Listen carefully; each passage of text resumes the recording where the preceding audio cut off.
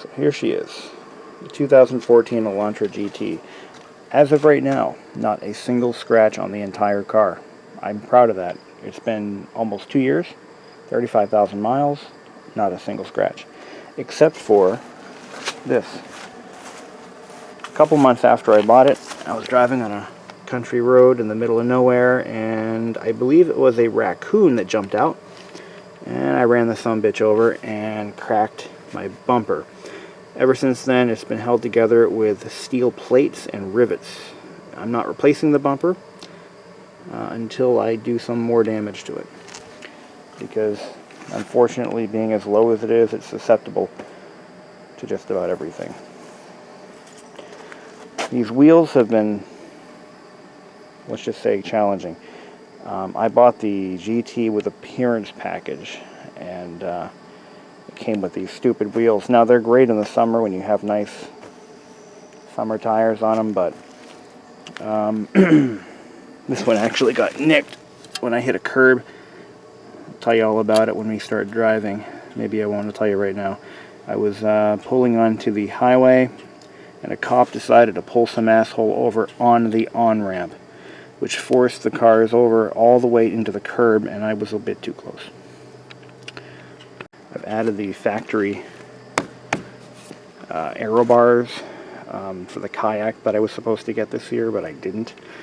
But these are nice. These are actually made by Yakima, so they'll fit all the Yakima accessories, and they come with a key to unlock the access covers to remove them. Pretty nice. I actually bought the aero bars on eBay for $100. The dealer wanted $350, and someone bought one of these cars and didn't want the aero bars, so I bought them. They were brand new and never used. This has been replaced under warranty because it heats up and bulges in the middle, and when you open the hatch, it would strike the roof, so that was replaced.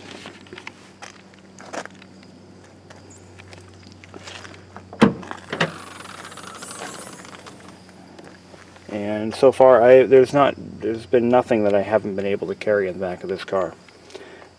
The amount of cargo space is fantastic, even though it's not a full station wagon.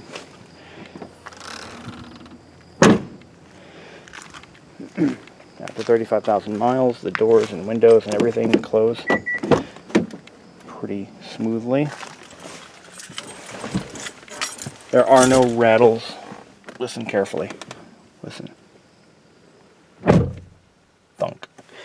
That's how a door should close.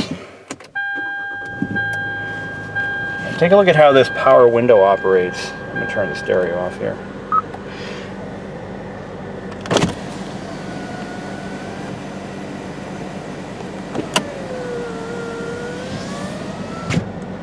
You can sense a little bit of motor load on the way up, but what it doesn't have is something that I see in a lot of other cars, and I haven't seen this in a Hyundai, believe it or not, but in a lot of other cars, especially Subarus, General Motors, when the window goes all the way down, the motor is still active, and the entire door panel pulls out a little bit. You can actually feel and see it bulge. And on the way up, same thing, it does it in the opposite direction, or vice versa. And that is because some of those vehicles, I'm thinking Subaru here, they use very thin steel throughout the construction of their cars.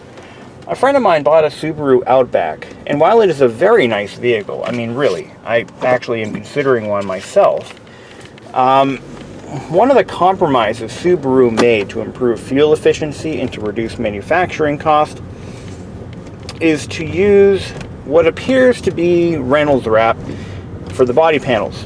And the doors are very thin and very hollow and tinny sounding when you close them. So there's not a lot of support for the window regulator motor and everything else that's inside there. So when the motor is under any amount of load, it tends to cause the supporting structure to flex accordingly. Something that Hyundai doesn't seem to have a problem with. What Hyundai does differently is the inner door panels are actually made out of thermoset plastic. And everything is bolted to this plastic panel, which is supported by extra ribbing, and the plastic is fairly thick to begin with. And I feel that it makes for a much, not sturdier, but a much more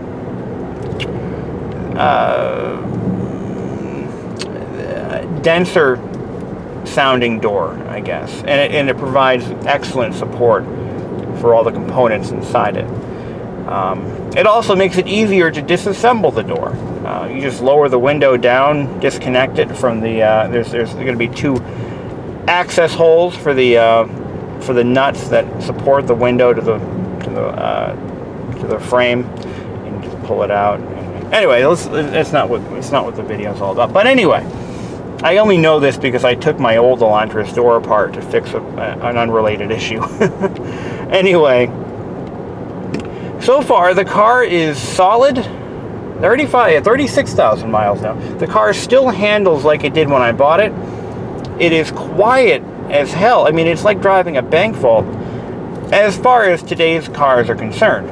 I mean, today's cars with, completely unitized construction, they're not the quietest things on the road. You can still hear tire noise, and you always will in a modern car, unless there's extensive amounts of insulation inside the cabin. But the car still handles tight, and it goes around corners like a race, not like a race car, but it goes around corners with confidence. I guess I could put it that way. I have had now. You now know about the warranty claim on the spoiler. I have had one additional warranty claim, and that was the right front wheel bearing. So that was a quick, easy job. It took them 2 hours to complete, and cost me nothing. Because Hyundai's base warranty goes, I believe it's 5 years, 60,000 miles, things like wheel bearings and suspension components are still covered on this car. Now, if I had a car like any other car, the typical bumper-to-bumper or new vehicle warranty is something like 3 years, 36,000 miles. Or some are, there's different variables in between. So everything is still under warranty on this car, which is one of the reasons I bought the Hyundai in the first place, because I drive a lot. So I'm going to burn through that warranty coverage relatively quickly in any other car. So I intend to keep this car for anywhere between 100 and 200,000 miles. It depends on how well it ages. But my first impression, or my impression so far, is that this car is going to age fairly gracefully. I can't say the same for my 2010 Elantra. Now, I am being completely honest. I loved the 2010 Elantra GLS I had. It was a great car. It was a simple car. And that's what I liked about it so much. It was less is more. Less features, less options to worry about. Nothing would theoretically go wrong, right? Well, it had the optional 4-speed automatic transmission, which was an early design that I believe dates back to Mitsubishi times, that Hyundai reworked for its own purposes when Hyundai started manufacturing their own transmissions. That transmission was a complete piece of junk. It really was. And I knew a lot of other 2010 Elantra owners who just happened to buy the same car I did at around the same time, and many of them had the same problems I did. Although mine failed, I think, more often than theirs, because I knew what to look for, so I knew when to bring it in for the warranty replacement, which happened twice. Other than that, the car was pretty well put together, and it wasn't as luxurious as this one, but that was a good thing, because it was simple transportation. Now, this car is the mid-level model of the GT. You have 3 levels, or at least you did in 2014 when I bought it. You had the base model, which was pretty standard equipment for any sedan, or any hatchback in that price range. But the style package, I think it was called the style package or the appearance package, it includes all the standard equipment: power windows, power door locks, remote keyless, same stereo, AM, FM, CD, MP3, XM, iPod stereo, same 6-speed automatic and the same 2-liter 4-cylinder. But you also get the 17-inch wheels that you just saw on the exterior shots. You get the leather interior. Now this is a perforated leather with vinyl sides, vinyl bolsters, and vinyl headrests.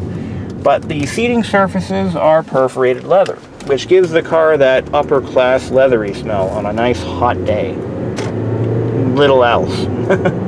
I will say that the perforated upholstery looks great in a sports car that is owned and driven by one person. But if you have children, those seats will quickly get packed with cracker crumbs and whatever else the kid may spill on them. Now, I say this in full disclosure. I'm making this video unbiased. Even though I own this car and I love this car, it does have its shortcomings.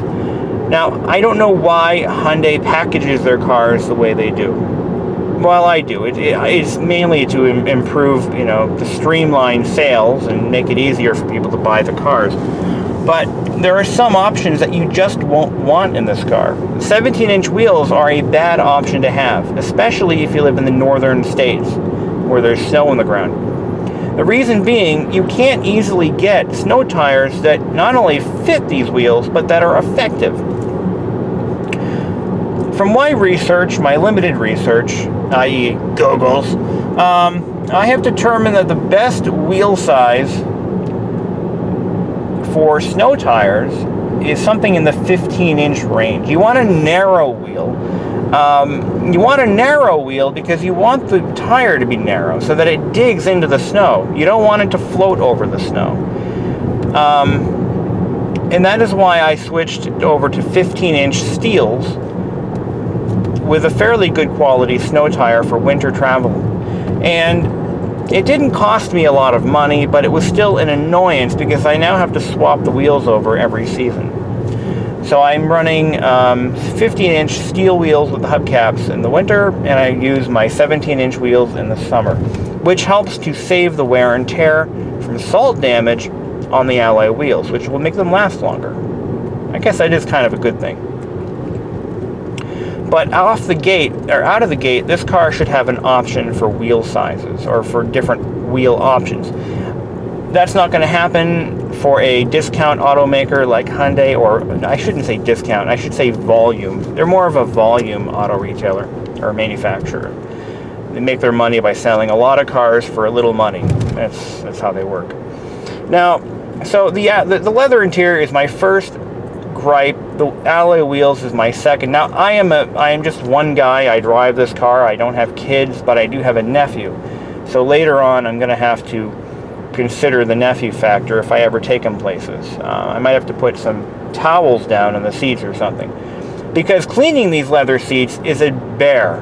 I've figured out that you can get particles out of the perforations by pounding on the seats while you're vacuuming them. That kind of helps to push things out through the holes and keeps them cleaned out. You also have to regularly condition the vinyl so that it doesn't dry out. And for that, I use Lexol leather conditioner, and I clean them with just plain water. Nothing harsher than water. So the sound system this car has is pretty decent. I mean, it does everything you'd want it to do. I have one complaint though. When you're using the iPod interface and you're scrolling through tracks, you can go from A to Z and Z to A, but you can't go from Z to A directly. You have to go back through the menu, which is kind of a pain in the ass. You have to scroll all the way back. So if you want to listen to ZZ Top and you're currently looking at ABBA on your screen, you can't just click the dial back one notch and go to Z. No, you have to scroll through everything. Now, this is something that could easily be fixed in a firmware update, but I don't think Hyundai is looking to do anything about it. If anything, you know, this radio will probably get updated in future versions of this car. The HVAC system works flawlessly. This thing has the best air conditioning of any car I've ever owned, hands down. It is absolutely fantastic. One of the reasons I think this car has better AC is that when you set the fan speed higher than position 2, it automatically increases the fan speed on the radiator side, or on the condenser side, to draw more air through the condenser. Most cars that I've had before, they rely on temperature sensors. This car, which has a multi-speed radiator fan, can easily increase the airflow just by switching the fan speed higher on this end. So, I mean, that's an automatic feature that, if it does anything, it helps get the cooling system caught up before it really starts to heat up in the engine bay. Now that, of course, improves the efficiency of the air conditioner and makes for a great talking point in a video. The other thing it does, which is kind of peculiar, now it doesn't matter what the settings are set to, because everything is logic control. Everything in the HVAC system is controlled by motors and push buttons. So, it doesn't matter what the settings are, air direction, temperature, recirculation, whatever you have. If you press max AC, just a single button, it sets the temperature down to its coldest setting. It overrides whatever you set it to. It automatically switches it to panel vent only and recirculate with AC on. That may seem like a mundane feature that you might think is in every car, but it really truly isn't. Some cars will allow you to, you actually kind of have to manually change the temperature when you press max AC. I just thought I'd throw that in there because it kind of threw me off at first. I'm like, well, I want max AC, but I kind of don't want it to be that cold. So I tried to nick it up a little bit, move the temperature up just a tad, and it just kicked me right out of max AC. Just thought I'd point that out. I know that sounds really stupid because it kind of is, but it's just... Anyway. It has an air-conditioned glove box. I've never found a use for it. My manuals and registration and whatever else is in there doesn't require air conditioning. But let's just say I decided to go on a hot summer candy run, and I load the glove box up with Hershey bars. Win, win, win. Okay. Right. Where are we going next? It does have heated leather seats. The heated option is actually standard in the GT, and I think it's standard in most of the Elantras, except for the Ultra Bass Strippy manual transmission one. The heated seats are very nice. I use them in the winter all the time, and it actually helps preheat the seat before I get in the morning. I actually kind of enjoy not having a freezing cold seat when I get in my car on my morning commute. So that's pretty cool. This doesn't have rear heated seats. I bet you anything that's coming down the line, though. Now, in terms of cargo space, I mentioned this earlier. I have carried the following objects in this car without problem. A 30-gallon hot water heater.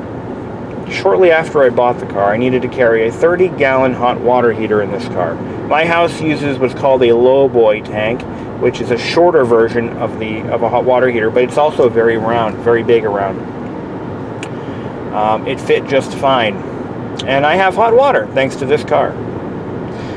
Let's see. I carried a 5-foot executive-style desk. Disassembled, but it completely fit in this car. All the pieces fit, with room to spare. Lengthwise, there wasn't much more than half an inch of extra space, though, I should mention that. But it fit perfectly fine. A 1964 Vespa chassis. Now, that's the Vespa frame, the leg shield, the tail, the floorboards, everything else. That fit in here just fine. It just didn't have wheels or an engine on it. It fit just fine. In fact, I need to put that in the back of this car soon to bring it down to a sandblasting shop. So that is a good thing. That just made me smile when I saw that thing fit without any problems. I was able to fit a 5-drawer bureau in this car. Just a standard full-size bureau. It fit like a glove. There's been other things. A projector screen, which is long, would never fit in a sedan.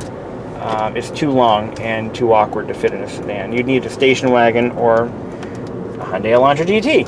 So there's that.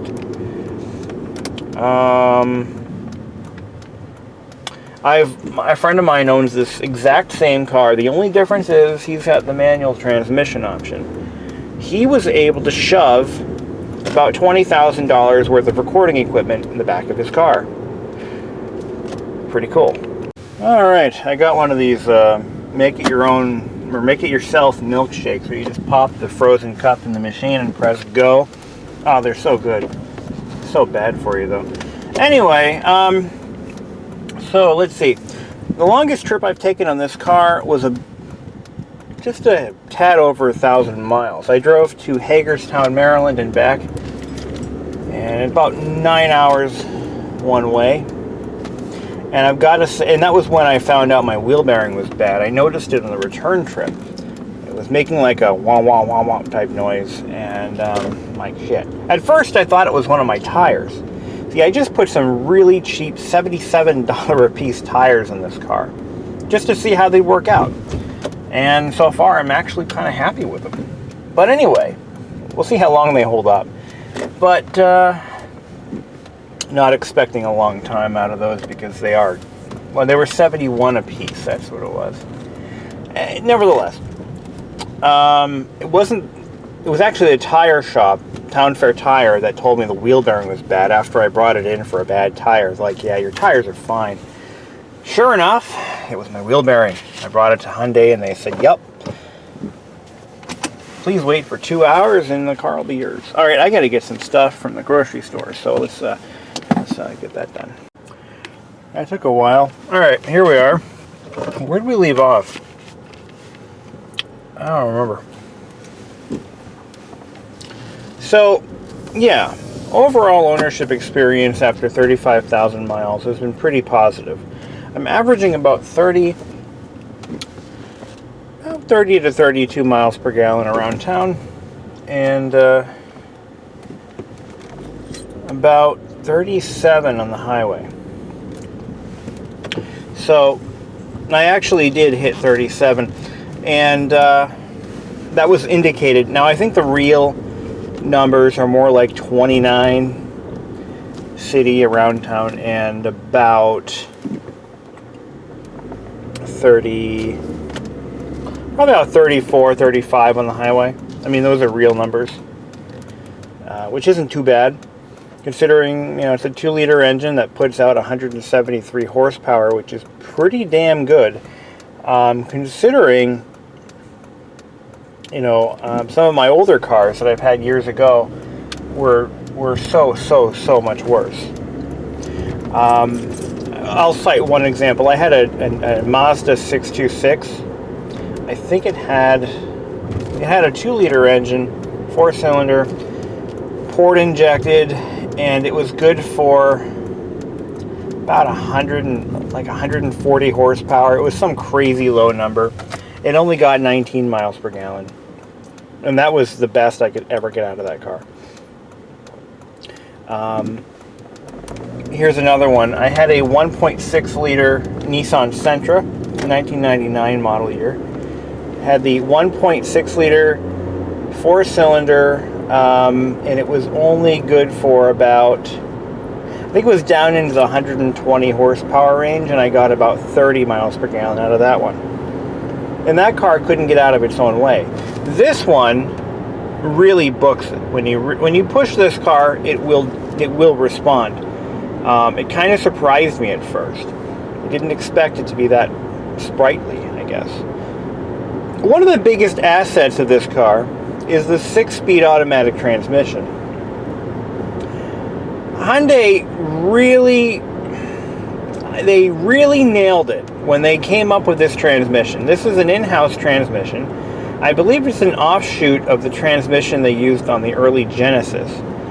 It is an amazing transmission. It shifts perfectly every time, under every circumstance, I could not have imagined a better transmission in any car. But this one is just absolutely perfect. I have hated automatic transmissions my entire life, but unfortunately most of my cars have been automatics. I've even had 2 CVTs. We all go through awkward phases in life.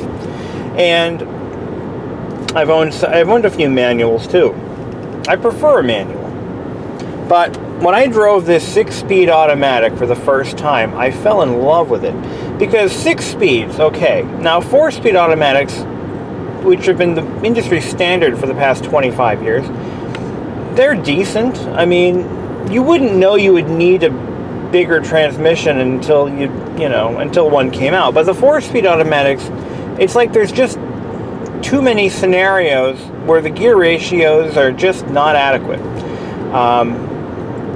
For example, when you're passing and you're in 4th gear and it downshifts to 3rd at high speeds, I mean, then the engine redlines and, it's kind of awkward and uncomfortable.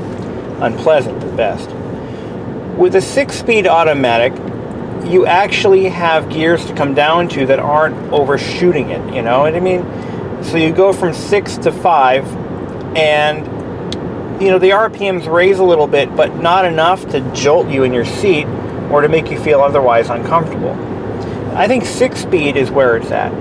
I've driven Chrysler's new 9-speed, and I didn't want to say it. I was going to say the F word, but I hated it. My parents have one. They have a Chrysler 200. I know, we all make mistakes, but it's not a bad car. It really isn't. It's actually quite comfortable. But that 9-speed automatic is just, there's a fine line between hunting for gears and having few enough ratios to choose from where you can get more, you can get more out of what you have. It's like, think of it this way. Dunkin' Donuts sells about 10 different kinds of donut and about, 8 different kinds of munchkin. All right, just throwing numbers out here. Now, let's say Dunkin' Donuts had 4 different kinds of donut. They had a plain, they have glazed, powdered, and cinnamon. Now, with 4 choices, it's pretty easy to pick one out. I mean, there's only 4 choices. Oh, I'll pretty much get the glazed every time. Glazed is pretty much where, that's like a happy medium. You got your sweetness, you got your round shape, you got your whatever. Now, let's go to a modern day Dunkin' Donuts where they have 30 different kinds of donut, and some have bigger varieties than others. And I'm just sitting there looking at all the donuts before it's my turn in line, and I just can't pick one out. I think I pick one out, and then I'm like, oh, maybe not. Then I go to pay, and I'm like, no, I'll take that one. And it's like I'm never satisfied with the decision I make because just too many goddamn choices. If you want to really make the analogy worse, bring your child to Dunkin' Donuts in the morning rush hour, get in line, and then when it's your turn to pay, have the child pick out a donut. Okay, little Johnny, what kind of donut would you like? And the kid just stands there, doe-eyed, and you're explaining the donuts to the kid like you're explaining colors to a blind person. And the poor kid just can't make a decision. That, my friends, is the 9-speed transmission in a nutshell. It can't make a decision. Should I be in 9th gear, 8th gear? Oh wait, you accelerated just a wee bit. Let's downshift to 7. No, wait, no, then you let off. Let's go to 8. Then 9. Boom. Okay, you're accelerating just a wee bit. Oh my God, there's a hill coming up. Oh my God, let's downshift to 5th. That's the Chrysler 9-speed automatic in a nutshell. And that is why I believe that a 6-speed automatic is the happy medium. I think a well-designed one, and I believe Hyundai has it, is the way to go. That was, yeah, that was deep. That was good. I'm gonna keep that in the video. All right, so we have a great transmission. The suspension in the appearance or style package is a bit harsh. It's very sporty feeling, but I think that's kind of an asset, especially when if you do a lot of highway driving. It's definitely an asset because, you know, around here, the highways aren't too bad. But if you're in a bumpy area, the suspension doesn't really absorb bumps like you'd like it to. It really doesn't do a very good job of that. I mean, it's not bad. I've had worse, but it's not great. Again, back to Hyundai's bundling of features, I feel that this car would have been better suited. I think they should have put the tight package, that sounds kinky. They should have put the tight suspension in the tech package, which is the highest end version of this car. Now, if you go for the tech package, unfortunately, you have to still keep the leather perforated upholstery. You have to keep the ridiculous wheels, but you get some pretty cool stuff. You get the navigation system. You get power sunroof. Which is a panoramic sunroof, which from what I'm reading is prone to shattering, just throwing that out there. You know, I just wish you could go into a dealership and pick out what you want. Maybe wait a few weeks to get it, and then it comes, and it has a sunroof, and it has regular wheels and cloth interior. I miss those days when they had the packages made more sense, you know, you had more choices, you know. Here we are back to the Dunkin' Donuts analogy. It would take you forever to order your car, but you'd get exactly what you want. And for something that you only buy once every 5 to 10 years, you know, I'd rather buy exactly what I want than have to compromise in every area. I mean, I would have bought this car without the ridiculous wheels and without the leather interior, but then I would have been stuck with a base model that, yeah, okay. Which still isn't too bad, actually. The base model isn't bad. So a couple of things I didn't mention. The style package includes the remote keyless entry, which is also a remote start, what do they call that? A proximity key or keyless ignition. It's a feature that I have absolutely no use for. I thought it would be cool at first, you know, kind of like heroin. You think it's great at first, and then you're like, this is kind of stupid and expensive, and it's bad enough. I've never tried heroin, but I don't know why I said heroin. But no, it's kind of like, all right, this is kind of like, cronuts. Kind of like trying a cronut for the first time. It sounds great on the menu. Oh, great! It's a croissant and a cronut and a donut in one. It could be the best thing ever. And then you eat it and you're like, yeah, okay, all right. I guess it was worth the 800 calories. So the remote keyless ignition. Okay. It's basically, if you don't know what that is, you carry the key fob in your pocket and you depress the brake and just press the starter button and the engine starts up for you. It's pretty slick. But it leaves you with a couple of conundrums to deal with. Number one, where do you put the keys? Now, with a keyed ignition, the keys go in the dash. It's pretty straightforward. It's been that way for 80 years.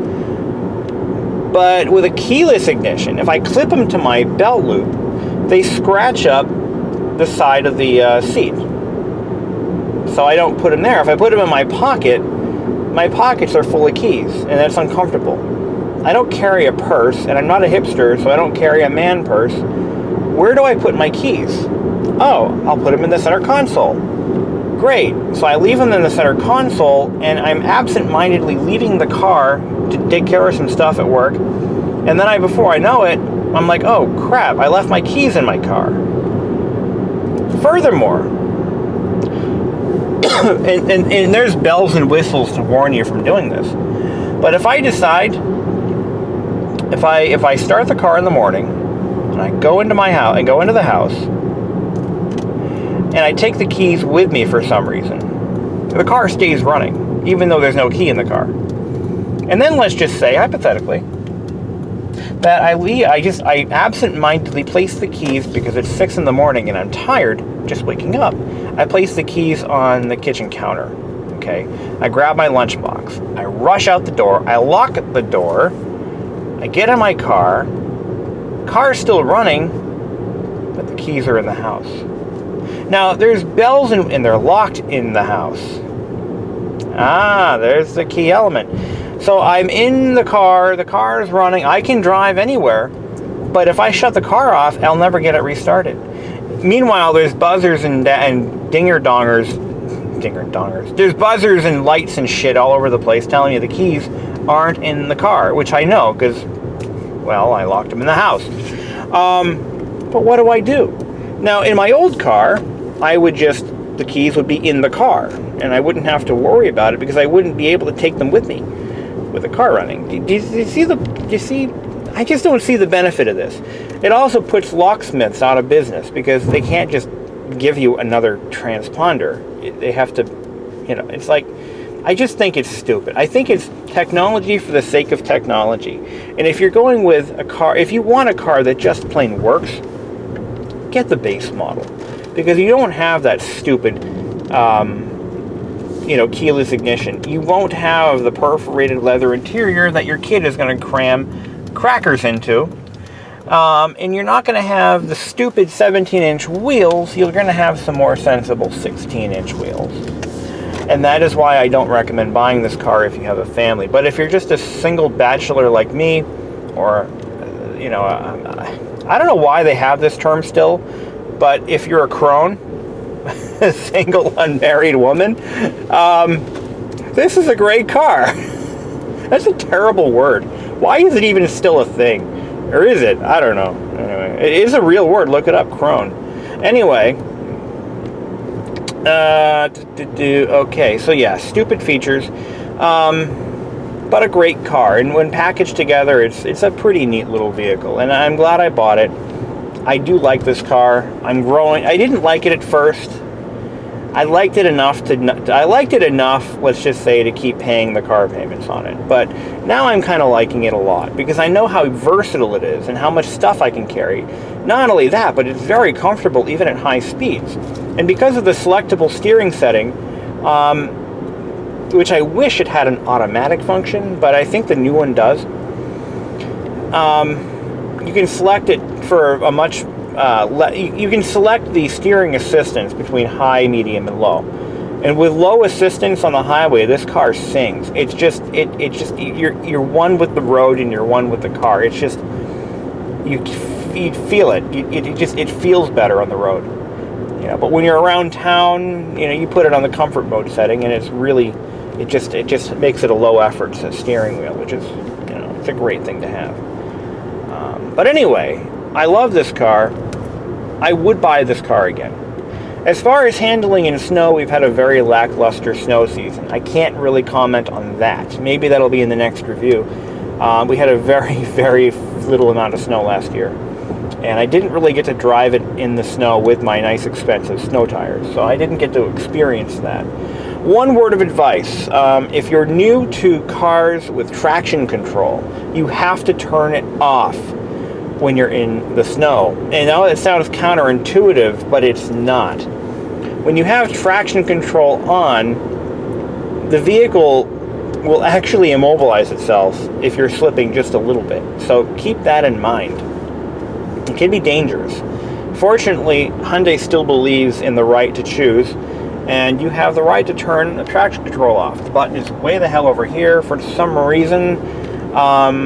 But that's where it is, and it works. One more thing. If you order additional wheels for this car, for the snow, or for any other driving conditions, you do not have to put tire pressure monitors on the new wheels.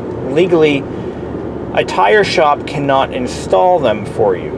You can go and order the wheels, the tires pre-mounted, whatever.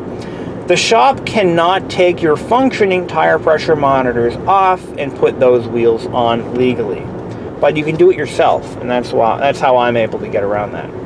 But it does not affect any of the car's systems at all. In fact, I believe Honda does this, where if you have non-functioning or missing tire pressure monitors, you cannot turn traction control off.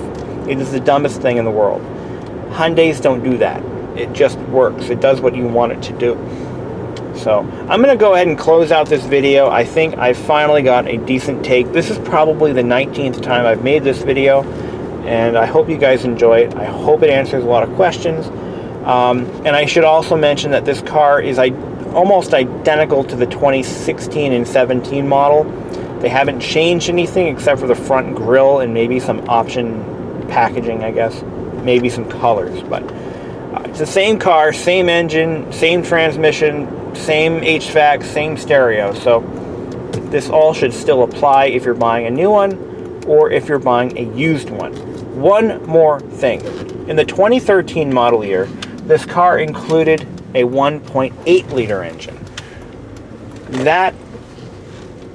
The engine was so underpowered that Hyundai put the 2 liter in this car. But just so you know, if you're buying a 2013, you're not going to get the 2 liter engine, and you're probably going to hate the car. I've heard complaints that it was a little underpowered. So just keep that in mind.